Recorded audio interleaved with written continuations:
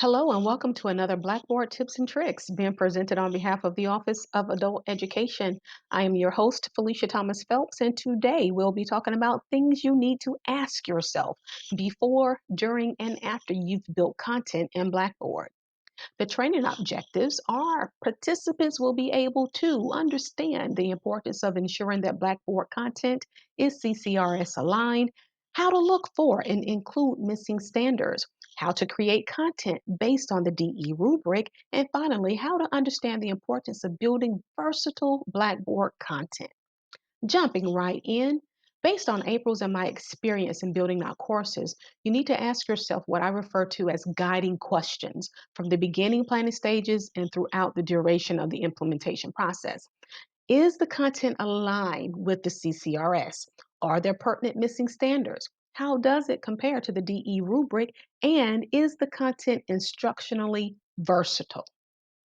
We have and will continue to stress the fact that all instructional content and activities should begin and end with the CCR standards. As quoted within the standards document, clear standards allow educators to understand where to focus their efforts and shape overall instruction. Standards then are translated into curriculum and lessons for teaching the content of the standards to students. Classroom activities, assignments, and a range of formative and summative assessments all help determine whether or not students are absorbing the essential skills and knowledge included in the standards. As noted in this quote, once you've referenced the standards, the next step is to find resources, materials, and sources to create a curriculum that is CCRS aligned. Notice I said based on the CCRS, not the TABE test. As in many cases, there is a difference, which I'll show you an example of shortly. Next, based on the standards aligned curriculum, all lesson plans, objectives, and activities need to align back to the standard. So when you're on the hunt for resources and materials to build a curriculum, before you make a final decision, make sure you are familiar with and or have access to the CCR standards in order to do a comparison. The comparison may reveal gaps between what the curriculum covers and what the standards cover. Now, many curriculum publishers do have TABE targeted content, which is great to a certain extent. Why do I say that? I say that because even though it is now aligned with the standards, the TABE test does not cover all the CCR standards. Thus, all TABE specific curriculum may very well have missing standards. Now, why is that significant to know? It's significant because it may negate the purpose of our program, which mirrors the purpose of the standards.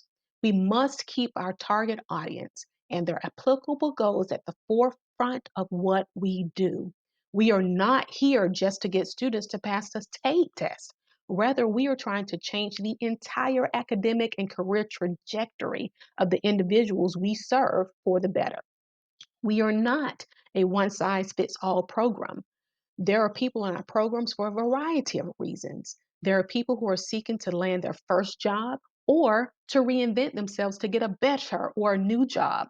There are people enrolled to get their high school equivalency and not just via the GED. We got to consider the fact that there are students who are between the ages of 16 to 21 who do still have the opportunity to go back and retake the high school graduation test. There are people who desire to further their education by enrolling in post-secondary institutes which need to prepare for initial and or retake of the entrance exams. The same is true for military-bound participants with the ASVAB. Therefore, as stated in the standards document, the primary goal of the CCRS is to forge a stronger link among adult education, post-secondary education, and the world of work. It is intended to provide all adult students with the opportunity to be prepared for post-secondary training without needing remediation. With this in mind, if we skip standards, the bottom line is, in essence, in my opinion, we're setting our students up for failure because more than likely they'll end up right back in our programs. No one wants that, and certainly not the student. Now, if you don't believe me that some materials skip standards, let's take a look now at a specific example. Now, many of you currently have or have used New Readers Press Tape Mastery resources. What you're looking at now is a crosswalk of the CCRS Level C language standards as compared to the Tape Mastery 11 and 12 Level M language content. They do cover a significant amount. However, every highlighted area that you're looking at is either an entire standard or several substandards that are missing, many of which are definitely needed for core content knowledge for many work and or post-secondary entrance exams and courses. Now again, we want our students to be able to fully move forward to the next step and not be inhibited or spend more time having to remediate once they leave our programs. Let me be very, very clear that we're not saying that these are not great materials, nor are we saying that it's not a good idea to use them. However, what we are saying is that you're definitely going to have to find supplemental materials to pair with them and any other publisher material, because so far I'm not aware of any one source that covers every single thing you may need.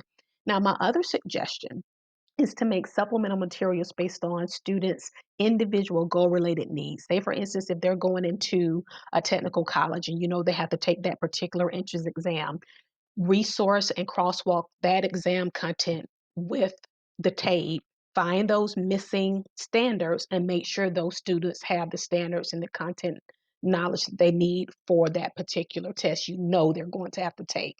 That's just my teacher perspective and suggestion.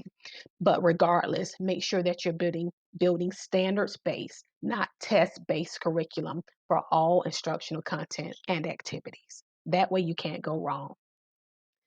Now, let's take a look at this DE rubric. And though it's titled DE for distance education, understand that the concept really covers the standard for any type of instruction. Alongside the standards, the DE rubric should be the go-to resources for teachers and curriculum planners.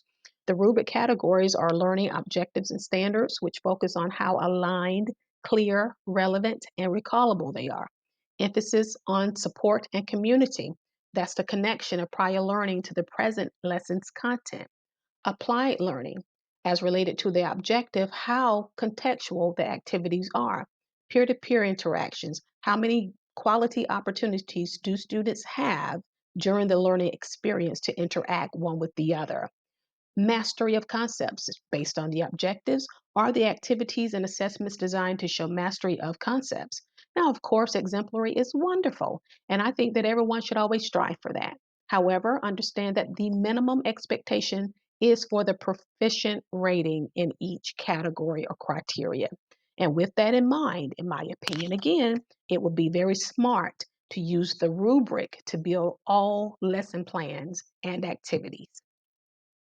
The last thing we'll cover today is content versatility. We all know in March of 2020, we experienced an unexpected shutdown of all classes. The pandemic that caused this shutdown is still very present and no cure has been created to date. Therefore, another shutdown can absolutely occur at any given time. This time, though, we'll be prepared. How do we ensure that we're prepared? We'll do so by building flexible, easily adaptable, and versatile content. What April and I found is if we build content from an asynchronous distance education perspective, even if we shut down, even if a teacher becomes ill, students will still be able to have full access to full content because asynchronous content can be easily used to host synchronous online lessons, hybrid classes, as well as face-to-face instruction. On the opposite spectrum, if you build content based on face-to-face instruction, it may not be as easily adaptable and a great deal more modification will be required, particularly with the materials you may need. So our suggestion is to build with asynchronous in mind and include alternative activities that can be used for differentiation in person if and when possible. Believe it or not, that's all we have, folks. That's it. I do hope that there is something you've learned that will be useful and of value to you as you continue to build your local content for Blackboard. We are always here and available if you need us for anything. So please do not hesitate to contact us. And until then, next time, as I always say, happy building.